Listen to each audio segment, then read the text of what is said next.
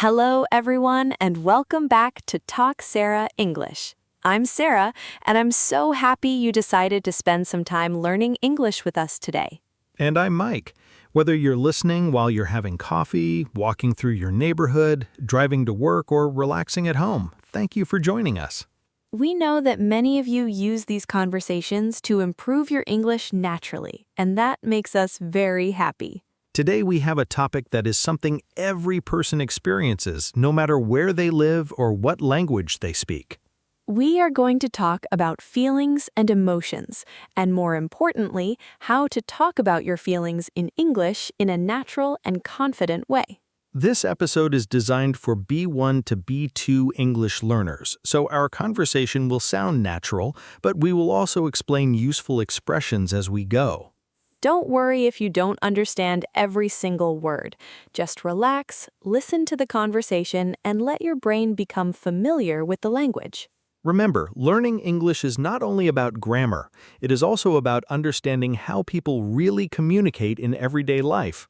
Before we begin, we want to ask you a simple question to think about while you listen. Here it is. When was the last time you told someone how you were really feeling? Maybe it was yesterday. Maybe it was this morning. Or maybe it has been a long time since you shared your feelings honestly. There is no right or wrong answer, just think about it quietly while you listen. Talking about feelings is something many people find difficult, even in their own language. Yes, sometimes we know exactly what we feel, but we don't know how to explain it. Other times, we don't even understand our own emotions. We simply know that something feels different. Maybe we feel happy, but also nervous. Maybe we feel excited, but a little afraid at the same time. Human emotions are often more complicated than one simple word. That is why learning emotional vocabulary is so useful. It helps you understand yourself better. And it also helps other people understand you. Imagine someone asks, "How are you today?" Many English learners answer, "I'm fine." And of course, there is nothing wrong with that answer. But native speakers often use many different expressions depending on how they actually feel. They might say, "I'm feeling pretty relaxed today." Or, "I'm a little stressed because I have a busy week." They may even say, "Honestly, I'm feeling a bit overwhelmed." Those answers create real conversations. They also make your English sound more natural. So today we want to practice those kinds of conversations together. Mike, can I ask you something? Of course. Are you someone who talks about your feelings easily? I think it depends on the situation. Really? Yes, if I'm talking to close friends or family, I usually feel comfortable. But not with everyone. Exactly. If I don't know someone very well, I usually keep my feelings to myself. I think many people can relate to that. What about you, Sarah? I think I became more comfortable talking about my feelings as I got older. So it wasn't always easy. Not at all. What changed? I realized that people cannot understand what I need if I never explain how I feel. That's a very important lesson. Yes, sometimes we expect other people to guess our emotions. But they usually can't. Exactly. We often think our feelings are obvious. But everyone is busy living their own life. So clear communication becomes very important. Especially in friendships. And in families. And of course in relationships. Even at work. Imagine your manager asks if everything is okay. Instead of saying only fine, you could say, "I'm feeling a little under pressure because I'm working on several projects." That sounds polite, honest, and professional. Exactly. Now let's explain a few common feeling words that English speakers use every day. Let's start with happy. Happy is simple, but there are many stronger or more specific words. For example, excited. Excited means you are looking forward to something. Maybe you're excited about a vacation. Or meeting an old friend. Another useful word is proud. Proud means you feel good because of something you or someone else achieved. You might say, "I'm proud of my daughter." Or, "I'm proud that I've finally finished my English course." That's a wonderful sentence for many of our listeners. I hope so. Now let's look at feelings that are a little more difficult. One common word is frustrated. Frustrated means you keep trying, but something is stopping your progress. For example, you study English every day, but still forget vocabulary. That can feel frustrating. Very frustrating sometimes. Another useful word is disappointed. Disappointed is different. Yes, it usually means something didn't happen the way you hoped, Maybe you didn't get the job you wanted. or your travel plans were canceled. Then you might say, I was really disappointed. Another word people often confuse is nervous, Nervous usually happens before something important. like giving a presentation, Taking an exam. going to a job interview. Or meeting someone for the first time. Being nervous doesn't always mean something bad will happen. Sometimes it simply means something matters to you. I actually like that way of thinking, Me too. because instead of fighting the feeling, you accept it. Exactly. Another interesting emotion is relieved. That's a beautiful word. It means you were worried about something, but now the problem is over. Imagine you finish a difficult exam. You walk outside and think, finally, I feel so relieved. Or maybe you were waiting for medical test results. And everything turns out to be okay. That feeling afterward is relief. English has many words for emotions because our emotional lives are rich and always changing. Sometimes during one single day, we can experience many different feelings. You wake up feeling relaxed. Then you become stressed because you're late. Later, you laugh with a friend. Then you feel tired after work. And finally, you feel peaceful when you arrive home. All of those emotions are part of a normal day. And learning to describe them makes your English much more expressive. But there is another important part of talking about feelings, Not only naming the emotion, but also explaining why you feel that way. because emotions usually have a story behind them. Instead of saying only, I'm stressed, you can continue by saying, I'm stressed because I have an important meeting tomorrow. That small addition makes the conversation much more natural. And it also invites the other person to respond with understanding. So today, while you're listening, try to notice not only the feeling words, But also the reasons behind those feelings, because that's how real conversations usually work. So, Mike, now that we've introduced different emotions, let's imagine some everyday situations where people naturally talk about their feelings. That's a great idea, because vocabulary becomes much easier to remember when it is connected to real life. Exactly. Let's begin with something many of our listeners probably experience, starting a new job. Oh yes, that can bring many emotions at the same time. If someone asked you how you felt on your first day at a new job, what would you say? I think I would say I was excited, but I was also quite nervous, That's a very natural answer.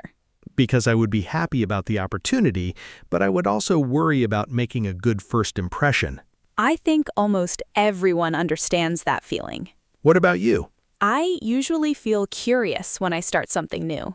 Curious? Yes, I enjoy observing new people, new places, and new routines. So your curiosity is stronger than your fear. Most of the time, yes. I like that attitude. Of course, I still feel nervous sometimes. That's completely normal. I don't think confidence means never feeling nervous. I agree. I think confidence means doing something even when you feel nervous. That's a wonderful way to describe it. Let's imagine another situation. Okay? Suppose your friend asks, "How was your week?" Instead of saying only, it was okay, you could give a richer answer. For example, "It was a busy week, so I felt a little exhausted." Or, it was challenging, but I learned a lot. I like that sentence because it includes both the difficulty and the positive result. Real emotions are often mixed. Exactly. We don't always feel only happy or only sad, Sometimes we feel grateful and tired at the same time, or proud and surprised. or hopeful but uncertain. Learning these combinations makes your English sound much more natural. Let's practice another conversation. I'll ask the question. Go ahead. Mike, you look thoughtful today. Is everything okay? Yes, everything is fine. I've just been thinking about an important decision. Do you feel worried? Not exactly worried. Then how would you describe it? I think I feel uncertain. That's an excellent word. Uncertain means I'm not sure what the best choice is. So you don't know which direction to take yet. Exactly. Many English learners only know the word confused, but uncertain is slightly different. Yes, confused usually means you don't understand something. While uncertain often means you understand the situation, but you haven't made a decision. That's an important difference. Language is full of small differences like that. And learning them little by little helps you express yourself more accurately. Sarah, can I ask you something personal? Of course. Take your time. I think many people avoid talking about loneliness. Really? Yes, Why do you think that is? because people sometimes believe that feeling lonely means something is wrong with them. But that's not true. Not at all. Every person feels lonely sometimes. Even people who have many friends. Even people with happy families. Loneliness is simply one human emotion, and talking about it can actually help. Yes, when we share our feelings, they often become easier to carry. That's a beautiful way to say it. Thank you. Another feeling people don't always discuss is disappointment. That's true. Sometimes people think they should always stay positive. But pretending everything is perfect can become exhausting. Exactly. It's okay to say, I'm disappointed. Or things didn't go the way I hoped. Those are honest and respectful ways to express your emotions. And honesty often creates stronger relationships. Let's talk about another useful expression. Which one? I'm feeling overwhelmed. That's a phrase native speakers use very often. Yes.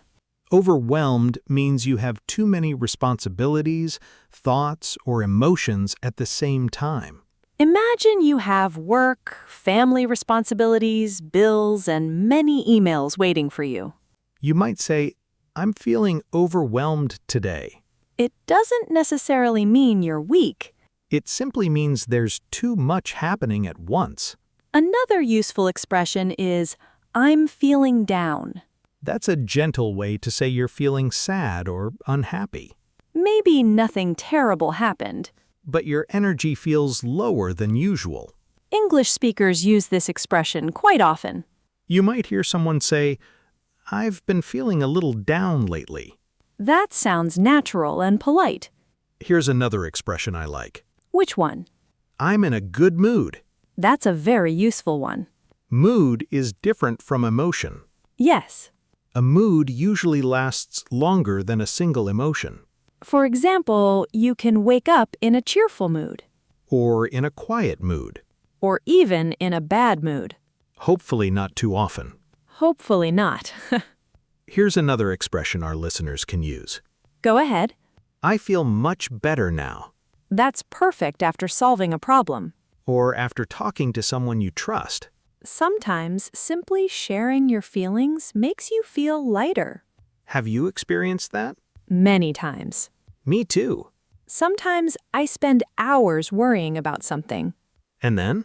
Then I talk to a friend for 15 minutes. Does it help? Very often. Even if the problem doesn't disappear? Yes. Why do you think that happens? Because when we say our thoughts out loud, they become clearer. That's true. Sometimes our mind makes a problem feel much bigger than it really is. But speaking about it helps organize those thoughts. Exactly. That's another reason learning emotional vocabulary is valuable. It gives us words for experiences that many people have. Let's practice a few useful sentence patterns. Great idea. Instead of saying only, I'm happy, you can say, I'm happy because I finally reached my goal. Instead of saying, I'm sad, you could say, I'm feeling a little sad because I miss my family. Instead of saying, I'm angry, you might say, I'm frustrated because things didn't go as planned. Notice how each sentence explains both the emotion and the reason. That's the pattern native speakers use all the time. Emotion first. Reason second. Simple, clear, and natural. There's one more thing I'd like to mention. What's that? It's okay if you don't always know exactly how you feel. I completely agree. Sometimes emotions take time to understand. You might simply say, I'm not sure how I feel right now. That's a perfectly natural English sentence. Or you could say, I need some time to think. Those sentences are honest. And honesty is usually better than pretending. Before we move to our next part, we'd like you to think about today's question again. If someone you trust asked, how are you really feeling today? What would your answer be? Try not to answer with only one word. Use a complete sentence. Explain both your emotion And the reason behind it. That simple habit will not only improve your English, It will also help you become more comfortable expressing yourself in real conversations. We've talked about many different emotions today, but before we finish, let's discuss one more important idea. Talking about your feelings is not only about speaking, it's also about listening. That's a great point. Good communication always has two parts. One person speaks, and the other person listens with attention. Sometimes people don't need someone to solve their problem. They simply need someone who is willing to listen. Exactly. A kind listener can make a difficult day feel a little easier. And being a good listener is also an important English skill. Yes, because real conversations are never one-sided. Let's imagine a short conversation. I'll begin. Sounds good. Mike, you seem a little quiet today. Is everything okay? Thank you for asking. I've been feeling a bit stressed because I've had a lot of work this week. I'm sorry to hear that. I hope things become easier soon. Thank you. Just talking about it already makes me feel a little better. That's a very natural conversation. Notice that you didn't interrupt me or immediately give advice. Right. Sometimes the best response is simply showing that you understand. Here are a few useful expressions you can use when someone shares their feelings with you. You can say, I understand how you feel. Or, that sounds difficult. Another kind expression is, thank you for telling me. That sentence shows respect because the other person trusted you enough to share something personal. You can also say, I'm here if you want to talk. Simple words can have a big impact. Of course, every situation is different. Sometimes people want advice. And sometimes they only want someone to listen quietly. Learning to recognize the difference is an important communication skill. Now let's review some of the useful vocabulary we practiced today. Our first word is excited. Excited means feeling happy and full of energy because something good is going to happen. Next is nervous. Nervous means feeling worried before an important event. Then we learned frustrated. Frustrated means you are trying hard, but something keeps stopping your progress. We also talked about disappointed. Disappointed means something did not happen the way you hoped. Another useful word was uncertain. Uncertain means you are not sure what decision to make or what will happen next. We also learned overwhelmed. Overwhelmed means you have too many responsibilities, thoughts, or emotions at one time. Then we talked about relieved. Relieved is the feeling you have after a worry or problem has finally ended. And don't forget the expression feeling down. That means feeling a little sad or having low energy. Finally, we talked about mood. Your mood is your general emotional state for a period of time. Here's a simple challenge for everyone listening. Try keeping a small emotion journal for 1 week. Every evening, write just 3 sentences in English. The first sentence can begin with, Today I felt. The second sentence can begin with, I felt that way because. And the third sentence can begin with, Tomorrow I hope to feel. You don't need perfect grammar. You don't need long sentences. Just be honest. The more you connect English with your real life, the easier it becomes to remember new words. That's because you're learning through experience instead of memorizing long vocabulary lists. And don't be afraid of making mistakes. Every English speaker has made thousands of mistakes while learning something new. Mistakes are not signs that you're failing, they're signs that you're practicing. We also want to remind you that every emotion has value. Happiness teaches us what brings joy. Sadness helps us understand what is important to us. Fear reminds us to be careful. Hope gives us a reason to keep moving forward. Even difficult emotions can teach us something if we take the time to understand them. And when you learn to express those emotions in English, you're not only improving your language skills, You're becoming more confident in real conversations with people from around the world. imagine meeting someone for the first time and being able to describe your day naturally. Or talking with an international friend about something that made you happy. Or explaining why you've been feeling tired after a busy week.